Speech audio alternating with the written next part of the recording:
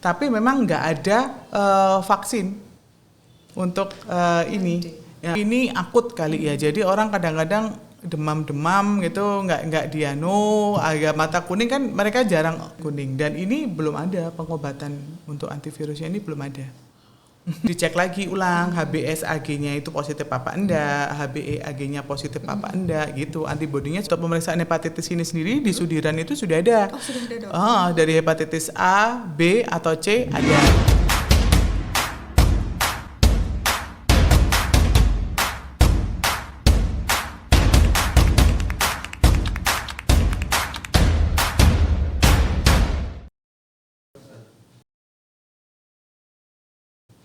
Hai sahabat Sudiran, kembali lagi dengan saya Dr. Gigi Hikmah di Support Sudiran Podcast. Kali ini kita akan membahas tentang hepatitis. Apa itu hepatitis? Nah, di sini nanti kita akan membahas bersama hepatitis itu apa dengan narasumber kita yang sangat-sangat luar biasa. Di sini sudah hadir Dr. Diksi ya, Dok ya. Dr. Diksi ini merupakan dokter spesialis penyakit dalam di RSUD Dr. Sudiran Mangun Sumarso, ya, Dok ya? Iya, Dok.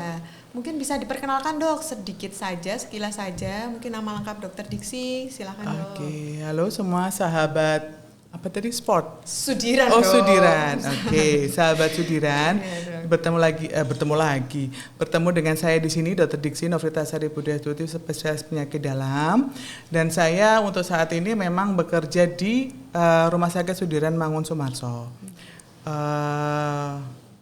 Terus untuk apa lagi ya enaknya? Untuk lulusan, saya memang lulusannya dari Surabaya. Pas kebetulan, jadi di sini memang saya merantau. Oh, perantau ya, Dok ya, ke Wonogiri ya, Dok ya. Iya. Oke. Tapi sudah nyaman ya, Dok ya, dengan lingkungan baru ini, Wonogiri ini? Sebenarnya sih enggak baru sih. Sebenarnya sih sudah mulai dari tahun 2012 ya. 2010. Mulainya, cuman setelah itu balik lagi untuk sekolah, terus baru balik lagi ke sini 2019. Oke, sebagai perantauan ya, Dok ya. Tapi sepertinya sudah nyaman lah ya, Dok ya, di Wonogiri. Udah ya. enak kok masyarakatnya. Iya. Asik ya, Dok ya. Oke, ini, Dok, berkaitan dengan tanggal 28 Juli, ini kan akan ada Hari Hepatitis Sedunia, begitu ya, Dok ya. Iya. Nah, ini tema kita kali ini adalah hepatitis, Dok. Mungkin sahabat Sudiran di sana ini masih belum tahu, Dok, hepatitis itu apa sih sebenarnya gitu. Silakan, Dok. Yeah. Sahabat Sudiran, untuk hepatitis memang jatuh hari hepatitis ya. Hari hepatitis sendiri itu jatuh pada tanggal 28 Juli, benar, Dok. Nah, itu temanya untuk yang tahun 2023 memang kan dari temanya dari tahun ke tahun itu memang berbeda. Kalau untuk yang ini bahasanya dari CDC ataupun dari World American itu dengan tema We Are Not Waiting. Jadi kita nggak usah menunggu, intinya kita nggak usah menunggu untuk orang ini kudu sakit terus kemudian baru kita cekkan dan segala macam, itu enggak. Jadi kita sudah harus screening. Nah, untuk langsung aja ya. Jadi kalau hepatitis ini kan sebenarnya jadi masalah kesehatan masyarakat di dunia, termasuk juga di Indonesia. Nah, itu sekitar dari tahun 2017 sampai tahun 2013 ya, yang saya ini kan tuh yang paling nemen itu adalah virus hepatitis B, di mana dia sudah menginfeksi sejumlah 2 miliar orang dunia dan sekitar 240 dia mengidap hepatitis B kronik. Kalau hepatitis C itu sekitar 170 orang dan 1,5 juta penduduk dunia itu meninggal setiap tahun karena hepatitis. Nah, untuk angka sendiri menurut Indonesia ini pada tahun 2014 itu Indonesia menduduki peringkat kedua setelah South Asia Region atau setelah Myanmar. Berarti masih banyak ya, Dok? Iya, benar sekali, masih banyak. Dan ini diperkirakan dari tahun yang saya baca dari tahun 2000, ini mungkin agak jadul ya, 2014 ini, bahwa 28 juta penduduk ini di Indonesia sudah terinfeksi hepatitis B atau C, dan sejumlah 14 juta itu berpotensi menjadi kronis dan 1,4 juta berpotensi menjadi kanker hati. Oke, berarti radang hati ini kalau tidak ditangani bisa sampai ke kanker ya, Dok ya?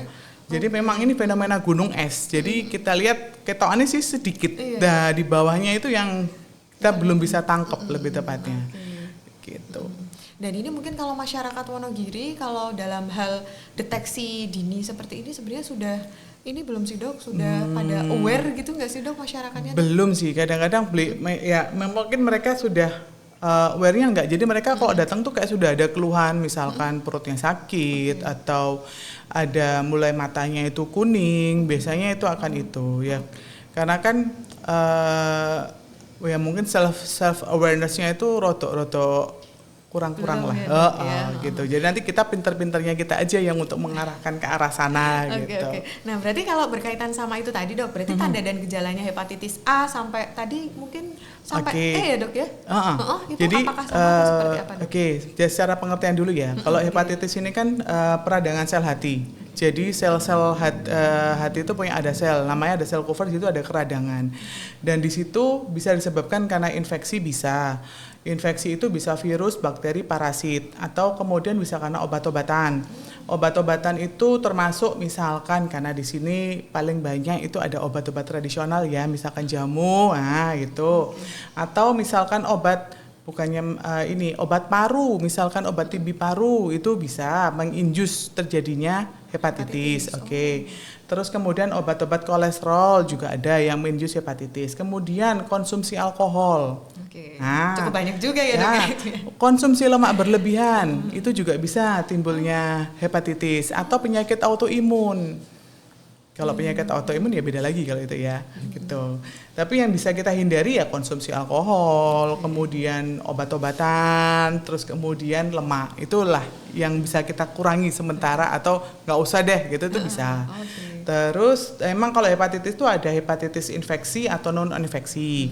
Kalau hepatitis non-infeksi itu biasanya radang di hati yang diakibatkan bukan karena infeksi. Ya tadi yang aku bilang kayak minuman alkohol, penyalahgunaan obat-obatan. Kalau yang itu non-infeksi. Kalau misalkan yang infeksi itu ya bisa karena infeksi jamur, bakteri, ataupun virus atau mikroorganisme. Terus hepatitis sendiri penyebabnya juga bisa virus ataupun non-virus. Kalau misalkan non-virus biasanya alkohol sama obat-obatan, balik lagi. Kalau yang virus, nah itu ada 5. Ada virus A, hepatitis A, B, C, D, E, dan juga ada virus-virus lain, misalkan kayak virusnya mumps, rubella, cytomegalovirus, Epstein-Barr, ataupun herpes, itu bisa. Dia bisa memicu untuk timbulnya hepatitis, gitu.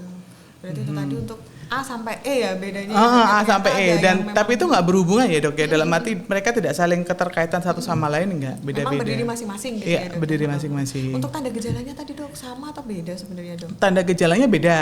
Kita mulai ya dari yang hepatitis A ya, karena kan A, B, C, D, E kan. Banyak. Kalau A ini memang dia itu penyakitnya endemis. Terus dia itu biasanya ringan. Gejalanya ringan dan dia itu bersifat akut. Jadi istilahnya kalau akut kan 7 hari ya, kurang dari 7 hari atau kurang dari 14 hari. Terus kemudian dia bersifat spontan, jadi bisa sembuh dengan sendiri. Dan nggak ada gejala sisa dan dia nggak akan sampai menjadi kronis kan yang lebih dari 14 hari gejalanya nggak akan dia. Terus ini penularannya itu melalui fekal oral. Dalam arti fekal oral itu dia pencemaran air. Pencemaran air minum atau makanan yang nggak dimasak terlalu bersih, terus kemudian sanitasi yang buruk atau kebiasaan kita sendiri juga yang jelek, gitu. Dok, berarti kalau untuk tanda gejalanya yang dirasakan, kalau tanda gejalanya itu nggak khas, biasanya ada flu-like syndrome, jadi kayak orang-orang flu, flu demam, badan nggak enak, mual muntah, nyeri kepala, gitu. Ada yang sampai berat, biasanya sampai matanya kuning, itu bisa. Tapi ada yang sampai lagi pembekakan hati pun bisa. Itu awal gejalanya. Tapi untuk pengobatannya nggak terlalu ada yang khusus, karena kan dia cuma ya simptomatis saja. Misalkan untuk mual muntahnya, nyeri kepalanya ya bisa diobatin ini aja, obat mual atau obat anti nyeri kepala gitu. Dan memang sembuh sendiri tadi dia bisa sembuh sendiri. Jadi nggak perlu, istilahnya kalau yang A ini ya khawatir boleh tapi tidak terlalu berlebihan, gitu. Makanya ya memang intinya jaga kebersihan banget kalau yang A ini ceritanya gitu. Sekarang kita ke B. B itu ada 2. B itu akut sama kronis. Kalau B yang akut itu dia itu inkubasinya sekitar 60 sampai 90 hari. Dan penularannya untuk virus B yang akut ini 90% itu masa perinatal atau saat persalinan. Dan 5% pada intrauterin. Oke.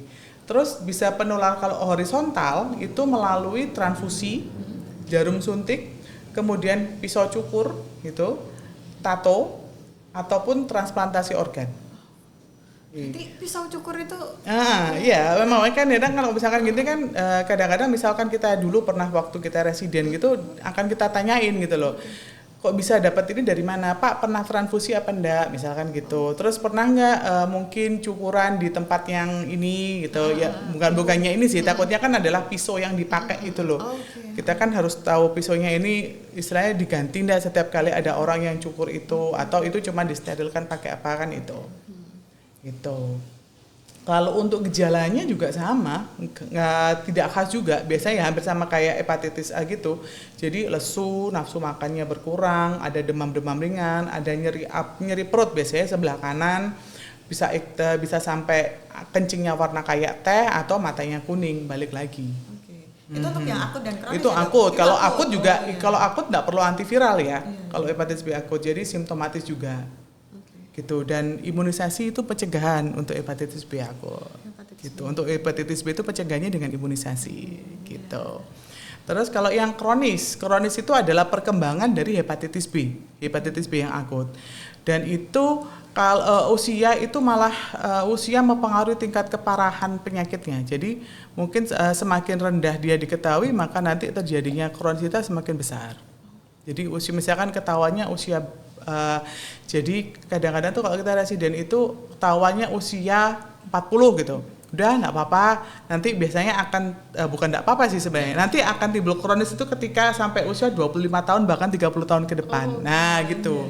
Jadi semakin dini diketahui, nah semakin penyakitnya ini semakin bertambah memburuk lebih cepat. Oke, berarti pentingnya deteksi dini tadi ya, Dok, ya, sesuai tema tadi. Itu. Dan ada pengobatannya ya ada macam-macam, ada banyak sih memang, tapi cuman mohon maaf untuk di Sudiran memang belum ada untuk pengobatan hepatitis B akutnya, hepatitis B kronis ini tadi. Jadi kadang-kadang kita ngerujuknya langsung ke Muardi sih ya untuk dapat pengobatannya. Karena di situ juga harus dicekkan, misalkan orang ini hepatitis B positif gitu ya. Itu harus dicekkan juga. Yang pertama pemeriksaan lanjutan. Jumlah viral load-nya untuk hepatitisnya itu berapa, HbA1c-nya gimana, nanti ada pemeriksaan khusus memang. Terus kemudian OTPT-nya, dalam arti peningkatan fungsi enzim livernya, itu naik apa enggak. Kalau misalkan fungsi liver enzimnya tidak naik, ya pengobatannya itu enggak usah terlalu buru-buru. Tapi kalau misalkan sudah mulai naik, lah ini kita mulai. Jadi prinsip pengobatan hepatitis B ini jangan terlalu terburu-buru, tapi ya enggak boleh terlambat. Nah, gitu bahasanya. Dan tujuan pengobatan itu cuma memperpanjang harapan ibu itu aja dan untuk menurunkan resiko supaya tidak terjadi sirosis atau pengecilan liver atau sampai bisa terjadi kanker liver. Berarti ini hepatoma. Pengobatannya seumur hidup? Iya, karena kalau hepatitis B ini paling susah soalnya, Dok. Jadi waktu kami residen itu kadang-kadang hepatitis B-nya itu sudah negatif. Ternyata nanti pengobatan terus moro-moro berubah lagi positif gitu. Jadi isok molak-malik gitu loh. Naik turun gitu. Dan nanti kalau hepatitis B ini memang ada 4 tingkatan kalau saya tidak salah ingat itu. Jadi yang akut ataupun kemudian dia itu sudah mulai turun, kemudian dia mulai naik lagi gitu ada. Kalau untuk hepatitis B, iya, kalau B gitu. Jadi sampai sekarang memang masih belum ada istilahnya pengobatan. Udah hepatitis B, obat kalau sudah sembuh, sudah selesai gitu, belum. Tentu sampai saat ini masih belum. Berarti harus memang dalam pantauan ya kalau udah terdeteksi hepatitis B. Gitu. Memang gitu. Nah, terus apa lagi? Balik C ya? C. Oke, hepatitis C. Kalau hepatitis C ini, nah penyebab dia itu karena ini masa inkubasinya 2-24 minggu dia. Lebih ini ya, Dok ya? Lebih pendek. Dan penularannya lewat darah, cairan tubuh, bisa juga penularan, tapi penularan kalau masa perinatal tuh masih kecil. Terus jarum suntik, transplantasi organ, kecelakaan kerja, hubungan seks dapat menularkan tapi cuman resikonya kecil juga. Dan dia itu 80% dia menjadi kronis.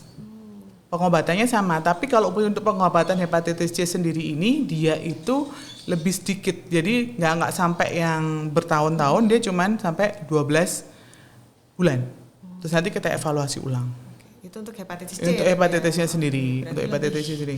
Mungkin bisa dibilang lebih ringan ya dok ya dari B tadi. Sebenarnya lebih ringan untuk pengobatannya, tapi sama aja penularannya. Iya, penularannya sama aja. Penularannya sama aja, ya, dok, ya. gitu. Cuma memang beda jenis virusnya. Beda jenis virusnya. Kalau yang B itu kan dia DNA ya. Iya. Kalau yang C ini dia RNA. Jadi nanti istilahnya untuk pengecekannya yo beda juga gitu loh. Iya. Untuk yang C. Untuk yang C. Oke dok. Untuk apa namanya tanda gejalanya sama, pengobatannya lebih ringan. Tetapi itu tadi ya dok ya, tidak boleh ini kan juga, tidak boleh disepelekan. Wah, tadi juga jadi kronis ya dok ya, 80%. Nanti 80% bisa jadi kronis. Oke dok. Terus lanjut lagi ya. Untuk yang D, ini hepatitis ini kita jarang ketemu. Pemeriksaannya ada apa ya? Mungkin pemeriksaannya ada kali ya, tapi kita jarang. Tapi dia paling berbahaya. Dia disebut virus Delta. Jadi dia itu memerlukan perantara dari virus hepatitis B, kemudian dia bisa berkembang B jadi virus Delta. Oke. Tapi memang nggak ada vaksin untuk ini. Ya, jadi untuk dia nggak ada vaksin tersendiri. Tapi kalau misalkan dia sudah vaksin hepatitis B dan dia secara otomatis sudah bisa untuk ke vaksin hepatitis untuk hepatitis D-nya sendiri. Berarti lebih parah, paling parah. Iya. Karena dia berkembang biak dari B soalnya. Berarti ya dok ya, itu bisa dibilang kelanjutan gitu iya, dok ya. Dan kalau untuk pengobatannya dok? Sampai sekarang masih karena belum ketemu kali ya kita itu atau kita karena belum ngecek kali ya. Jadinya kok saya selama ini belum pernah untuk ketemu untuk yang D. Mungkin ada, cuman apakah pengobatannya sama dengan hepatitis B? Nah itu saya kurang tahu. Untuk yang D. Untuk yang lanjut D. lagi dok. Lanjut lagi yang E. Nah E ini dikenal virus hepatitis non A non B. Termasuk dia hampir sama dengan hepatitis C. Dia virusnya RNA dan inkubasinya lebih pendek, dia 2-9 minggu. Dan penularannya sama dengan A, fekal oral. Harus hati-hati berarti dok ya. Dan dia kalau gejalanya sama, bisa ringan sama kayak hepatitis A itu sampai dia terakhirnya ikterus. Ikterus matanya kuning gitu, atau seluruh badan kuning. Dan ini belum ada pengobatan untuk antivirusnya, ini belum ada.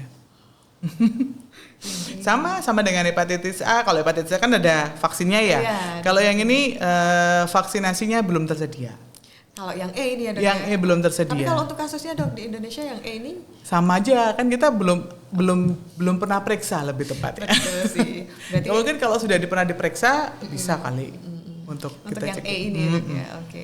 Nah ini dok, kalau untuk yang dari yang A sampai yang E tadi, berarti kalau yang di Indonesia itu paling banyak yang B A, sama C. Oh B, C malah ya, ya B, dok, C. Okay, Ya A karena mungkin A ini akut kali ya, jadi orang kadang-kadang demam gitu, nggak dianu, agak mata kuning kan mereka jarang jarang ini kalau misalnya kadang-kadang berkaca juga, Bu ini mulainya kapan mata kuningnya? Nggak tahu ya dok, ini barusan nih. Nah kadang-kadang gitu, padahal itu harusnya sudah berhari berapa hari yang lalu gitu. Kadang nggak aware juga kadang-kadang gitu. Tinggal kita pinternya aja. Betul dok, berarti memang harus kesadaran tadi ya dok ya. Mungkin kitanya sendiri enggak, tapi terus kita ngelihat kok itu ada saudara kita mungkin atau siapa yang kayak gitu, kita harus aware, ngasih tahu ke dia gitu ya. Bu ya periksa gitu ya dok ya, biar deteksi biasanya dini begitu. tadi. Biasanya yang orang lain yang akan tahu, kita sendiri kadang-kadang enggak gitu loh. Oke, gitu ya dok ya. Nah ini dok, kalau untuk ini tadi kan hepatitis udah banyak banget ya dok, dari A sampai E, dari penularannya, dari tanda dan gejalanya, pengobatannya gitu ya dok ya. Nah untuk kita misalnya yang sehat ini, gimana sih dok cara kita untuk mencegah biar nggak tertular dari A sampai E? Mungkin beberapa ya tadi ya yang beberapa pisau cukur gitu-gitu kan, wah itu sesuatu yang emang agak biasa, susah tapi sih. kok ternyata itu bisa menularkan gitu ya dok ya. Ya sebisa mungkin kalau ya A sama E berarti jaga personal hygiene aja. Jadi kesehatan ini, terus makan ya sesuai dengan penularannya aja sih dok sebenarnya. Kalau A berarti masakannya harus benar-benar mateng, bersih, alat perlengkapan dapurnya juga sama, maksudnya alat-alatnya itu, dan jangan sampai kecampur antara orang-orang misalkan dalam satu rumah ada yang mengidap hepatitis A, untuk sementara jangan campur jadi satu dulu, misalkan begitu. Kalau untuk B sama C itu istilahnya dia kan bukan lewat fekal oral ya, perantara mulut, jadi enggak masalah sih kalian bersentuhan enggak apa-apa. Cuman intinya misalkan B karena tadi kan karena konsumsi lemak atau segala macam ya, itu dihindari dulu. Yang kebiasaan tadi ya, Dok, kebiasaan-kebiasaannya yang itu. rokok, yang konsumsi alkohol. Nah itu ya, kalau alkohol kayak gampang-gampang susah, Dok. Iya. Apalagi kalau sudah kecanduan ya, Dok, ya gitu. Jadi hati-hati, nanti kan bisa timbul soalnya. Itu ya, Dok, ya, berarti memang cukup banyak dan sebenarnya bisa dicegah juga dari diri kita ya, Dok, bisa, ya, kalau untuk yang kebiasaan ya, Dok, ya. Tapi kalau untuk hepatitis ini apakah ditularkan ini tadi, Dok, diturunkan gitu, Dok? Kalau yang B itu iya. Gitu. Kalau yang B makanya kan tadi ada Dari penurunan kehamilan vertikal tadi ya, Dok, ya. Jadi kalau B ini ada penurunan horizontal, terus kemudian penurunan vertikal. Jadi ada, iya. Jadi ibu yang hamil mungkin punya hepatitis itu bisa menularkan. Nah, itu nanti kalau ibu hamil misalkan punya hepatitis, memang anaknya setahu saya ya, Dok, nanti coba nanti samain dokter anak, itu dicek dulu anaknya punya apa enggak. Kalau enggak ya akhirnya dikasih antibody. Oke, setelah lahir itu tadi iya, setelah lahir cek dokter anak, kalau memang negatif, negatif, alhamdulillah. Kalau positif berarti perlu perawatan dan vaksinasi tadi ya, Dok, ya. Oke. Jadi kalau sama sih dengan dewasa ya, kita kan kalau misalkan kita kadang-kadang kan jujur kalau misalkan untuk vaksinasi hepatitis kan ya jarang juga sebenarnya, kecuali kalau kita pas mau dulu kita tuh pas mau masuk residen gitu disuruh cek hepatitisnya. Kayak gitu. Terus ya setelah itu baru vaksin kan, karena kan vaksin hepatitisnya ini bisa melindungi sampai 25 tahun gitu loh. Nanti kalau 25 tahun sama nanti dicek lagi ulang HBsAg-nya itu positif apa enggak, HBeAg-nya positif apa enggak gitu, antibodinya sudah terbentuk apa enggak nih di sini gitu. Karena itu tadi ya, Dok, ya, kalau hepatitis mungkin vaksinnya kebanyakan ke tenaga kesehatan atau yang ini ya, Dok, ya, memang bersentuhan dengan area itu gitu ya, Dok, ya. Tapi kalau yang ini ya istilahnya sama saja, maksudnya kita aja yang pengen vaksin untuk diri sendiri gitu. Oke, berarti kesadaran diri sendiri itu sangat perlu ya, Dok, ya, untuk mencegah hepatitis ini. Terutama tadi, Dok, kalau kebiasaan toh bisa ini ya, Dok, ya, itu bisa dicegah dari diri sendiri. Itu bisa banget dicegah soalnya gitu. Kecuali penularan vertikal yang kita enggak bisa hindari lebih tepatnya. Betul. Untuk yang dari ibu ke anak tadi. Ibu ke anak biasanya. Berarti kalau ibu hamil memang juga harus screening. Jadi lebih bagus itu kalau ibu hamil memang screening. Jadi kalau sekarang kayaknya sudah mulai puskesmas itu sudah mulai mencanangkan ya. Jadi screeningnya hepatitis B, kayaknya C itu ikut apa enggak saya kurang tahu, kemudian HIV sudah mulai terscreening kan itu dari awal. Dan misalkan ibu-ibu yang mau menikah, nah itu kan juga ada screeningnya itu ceritanya, termasuk hepatitis itu masuk juga, bener nggak? Iya, Dok, bener, Dok. Iya, Dok, sebelum menikah itu memang harus dicek dulu. Terus nanti kalau hamil juga dicek dulu. Iya juga. Belum sampai ke sana, Dok. Belum. Saya juga belum. Kalau saya memang nggak sempet soalnya gitu. Oke, berarti memang perlu kesadaran dini ya, Dok, kesadaran ya. Semakin diri cepat sendiri. deteksinya, semakin bagus. Karena sekarang juga kalau nggak salah saya ingat itu yang kerja itu sudah mulai ditangkap untuk cek ini. Jadi medical check up. Akhirnya mereka baru ketahuan, misalkan oh ternyata ada hepatitis ini. Jadi itu sering banget saya jumpai waktu di poli itu. Begitu, jadi di medical check up gitu, loh kenapa Bu, apa ada keluhan? Nggak ada, Dok, cuma saya disuruh aja medical check up, ternyata ada gitu. Dan pengobatan ya udah Bu, berarti kalau gini istilahnya langsung kita rujuk ke Muardi karena kita nggak ada obatnya soalnya. Untuk yang hepatitis B Untuk hepatitis B, mungkin nanti siapa tahu kedepannya mau diadakan. Ya, semoga gitu. makin lengkap pelayanannya ya buat masyarakat Wonogiri. Jadi nggak perlu rujuk-rujuk jauh-jauh lagi. Bener, gitu ya, karena Dok, banyak soalnya yang begitu, yang di sini aja, Dok, gitu. Iya, kalau bisa yang dekat kenapa harus yang jauh gitu ya, Dok, ya. Oke, itu tadi untuk bincang kita tentang hepatitis, Dok. Mungkin ada lagi, Dok, mungkin selain pencegahan, mungkin perawatannya tadi kan udah ya, Dok, ya, dari A sampai E.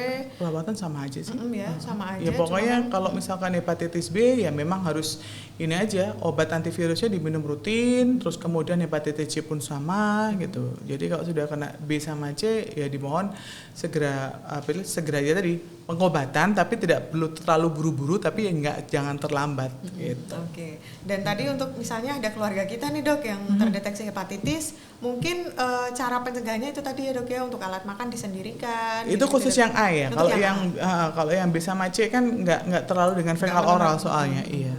Jadi kalau yang tadi yang A memang harus seperti itu, kalau untuk yang B, C ya kalau misalkan gitu, tapi bukan relatif lebih aman sih. Enggak, ya? Kadang-kadang kita juga agak-agak gimana gitu kan. Ya kalau mau dipisah pun boleh, enggak apa-apa gitu. Ya, mungkin itu tadi ya dok ya untuk hepatitis. Mungkin ada ini dok, pesan dan kesan dari ini untuk masyarakat Wonogiri, untuk sahabat Sudiran yang nonton untuk tentang hepatitis ini dok. Iya sih, untuk sahabat Sudiran sebenarnya kalau misalkan ada timbul gejala-gejala seperti itu, segera periksakan diri aja. Misalkan mau yang pertama ke puskesmas dulu misalkan, terus kemudian atau mau langsung kita ke Sudiran, ya monggo, kita akan ini banget gitu, kita welcome banget gitu. Oke, berarti sama ya dok ya, misalkan memang ada pasien kemudian mengeluhkan yang tadi sudah dijelaskan ya tanda gejalanya, nanti bisa ke puskesmas dulu, vaskes pertama mungkin, terus nanti dilanjutkan ke Sudiran atau langsung ke Sudiran. Mungkin bisa bertemu dengan dokter Diksi dok? Bisa nanti. Bisa ya dok ya, di poli penyakit dalam berarti ya dok ya. Untuk jadwalnya dok, kalau pengen ketemu dokter Diksi itu? Jadwalnya sih kalau saya khususnya Rebo sama Sabtu. Rebo sampai Sabtu ya Rebo dok dan ya? Sabtu. Rebo dan Sabtu. Oke, kalau khusus mau ketemu dokter Diksi berarti adanya di Rabu dan Sabtu di poli penyakit dalam gitu ya dok ya. Oke, nah ini dok, sebelum kita masuk ke sesi selanjutnya kita menjawab dulu dok. Ada beberapa pertanyaan dari penanya nih dok, dari sahabat Sudiran. Boleh. Monggo silahkan bisa di share. Tutupan.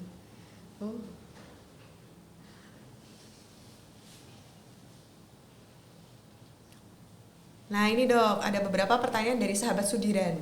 Ini dok, apakah penyakit hepatitis itu menular dok? Nah, tadi sudah dijelaskan ya. Jadi hepatitis itu tergantung. Kalau yang A ya menularkan kan lewat makanan. Kalau yang B sama C sama, misalkan seks atau segala macam, ya dia menular memang. Tergantung dari jenis hepatitisnya loh ya. Berarti ini jawabannya adalah menular ya. Tergantung tadi ada A, B, C. Nah, D, iya, tergantung dari ini kenanya di mana. Kalau A berarti cuma dari makanan aja bisa ketularan ya dok ya. Kalau B, C berarti dari darah dan kawan-kawan tadi. Begitu. Dilanjut lagi pertanyaan selanjutnya. Ini dok, dari Aisyah Zahira. Yang bisa terserang hepatitis itu hanya orang dewasa atau juga bisa menyerang anak dok? Oke. Anak-anak untuk hepatitis A bisa, hepatitis B tadi penularannya kan vertikal ya. Terus C ini amat jarang sih kalau C pada anak. Kalau dewasa ya A, B, C pasti ada. Gitu. Dewasa ya. Itu dewasa. A, B, C. Tapi kalau anak dua itu setahu saya. Oke, yang B dan C. A dan dan B. Kan C itu kan penularannya penularannya kan ada masa pada tapi sangat kecil gitu. Bisa cuman kecil banget untuk C-nya. Jadi memang yang paling banter biasanya A sama B mereka. Yang ke anak-anak ya dok ya. Tadi karena kalau yang B itu vertikal, kalau yang A memang dari kebiasaan. Gitu. Makanan sendiri. Makanan tadi. Ini dilanjutkan lagi pertanyaan selanjutnya dok. Dari Hida Akar. Tanda-tanda orang terkena hepatitis itu apa dok? Nah, tadi ya dok ya. Balik lagi, tergantung dia kenanya hepatitis A, B, apa C. Jadi intinya semua hampir sama, flu-like syndrome. Bahasanya kita flu-like syndrome. Jadi datang lemes, terus kemudian tidak nafsu makan, mual muntah, mata kuning, nyeri perut. Nah itu terus kemudian masuk ke kita gitu ya. Terus kemudian ya kita pasti akan ngecekkan yang namanya fungsi livernya seperti apa. Gitu. Berarti memang tanda dan gejalanya itu tadi ya dok ya, sama seperti flu, hampir mirip, tapi memang ada khasnya. Beberapa itu ada yang matanya kuning, nyeri perut biasanya. Itu memang sudah di fase kronis atau baru akut dok? Kalau akut sudah terdeteksi ya dok ya kuningnya. Oke, itu tadi untuk tanda dan gejala dari hepatitis. Ada pertanyaan lagi mungkin? Sudah selesai dok. pertanyaan dari sahabat Sudiran tadi dok, ada 3 pertanyaan. Nah ini dok, tadi juga saya sempat dok dapat pertanyaan yang cukup menggelitik gitu ya dok. Ini dok tentang, lah kalau misalnya nih penjualnya punya hepatitis nih dok, beli mie ayam dok, terus gimana itu gimana ya dok ya? Cara kita mencegah misalnya jajan di mana gitu dok? Biar tetap hepatitis apa higienis dulu nih, gitu. bentar. Misalnya dok, kalau yang dari makanan itu kan agak ayam. susah ya. Kalau saya lebih baik emang rodok susah. Misalkan kita harus tahu cara dia mengolahnya seperti apa. Kemudian kalau takut, misalkan takut nih, kita aja bawa aja, istilahnya bawa apa ini? Tepak sendiri apa ya? Tempat untuk makannya sendiri aja, misalkan takut gitu. Tapi memang agak sulit ya. Agak dok, susah ya? karena kan kalau kita sudah di situ ya sudah istilahnya sudah pasrah lah gitu kan. Misalkan bapaknya sakit misalkan hepatitis A kan sudahlah kita pasrah. Tapi kan biasanya kan biasanya juga ada dari puskesmas atau apa kan pasti berkeliling untuk ini kan, untuk orang dalam arti apakah mereka dari puskesmas ada screening apa enggak kan, mungkin masih bisa yang untuk kalau kita di sana kan ada yang food apa sih bahasanya balai pengolahan makanan. Nah itu nanti penyajiannya gimana kan masih ada, mereka akan screening itu. Iya, contohnya kayak kita roti gitu mereka akan screening. Iya, itu pengolahannya gimana misalkan gitu. Terus caranya ini gimana, penyimpanannya gimana, bebas tikus apa itu pasti ada. Pasti mereka akan tersering seperti itu. Biar memang aman untuk konsumen ya dok ya. Gitu. Jadi mereka sudah ada screeningnya sendiri memang untuk ini. Berarti nggak perlu takut tapi ya tetap hati-hati. Tetap waspada gitu. Itu tadi ya, pertanyaannya memang agak sedikit ini sih dok. Tapi memang banyak dok kayak gitu kan. Banyak memang. Dan kita memang harus hati-hati. Gitu. Mungkin itu tadi ya dok ya, dari obrolan kita hari ini tentang hepatitis. Dan juga podcast hari ini adalah untuk sebagai sarana edukasi dalam rangka menyambut 28 Juli sebagai Hari Hepatitis gitu ya dok ya. Dan tadi untuk temanya sendiri, untuk temanya tadi apa dok? Temanya di tahun 2023 untuk Hari Hepatitis itu adalah We Are Not Waiting. Jadi kita nggak usah nunggu, langsung deteksi dini gitu ya, dok, ya, agar tidak semakin parah gitu ya. Oke, itu tadi obrolan kita ya dok ya seputar hepatitis. Nah ini dok, semisal ingin periksa nih di poliklinik, mungkin bisa bertemu dengan dokter Diksi itu kapan saja? Kalau saya sih memang jadwalnya hari Rabu dan Sabtu. Rabu dan Sabtu. Dan untuk pemeriksaan hepatitis ini sendiri di Sudiran itu sudah ada. Sudah ada dok. Dari hepatitis A, B atau C ada. Tapi cuma untuk pemeriksaan, untuk screening loh ya. Tapi kalau untuk pemeriksaan lanjutan memang kita belum ada. Berarti memang pemeriksaannya tadi screeningnya sudah ada. Screeningnya sudah ada. Jadi untuk sahabat Sudiran yang memang ingin screening hepatitis itu bisa datang ke poliklinik penyakit dalam ya dok ya. Bisa bertemu dengan dokter Diksi atau dokter lainnya. Kalau dokter Diksi berarti hari Rabu dan hari Sabtu di jam kerja ya dok ya. Bisa menggunakan umum atau menggunakan asuransi BPJS bisa ya dok ya. Bisa. Tapi memang harus dari rujukan Vaskes 1. Begitu. Oke, obrolan kita hari ini cukup sekian. Semoga bermanfaat bagi seluruh sahabat Sudiran dan sampai bertemu di podcast selanjutnya. Sampai bertemu.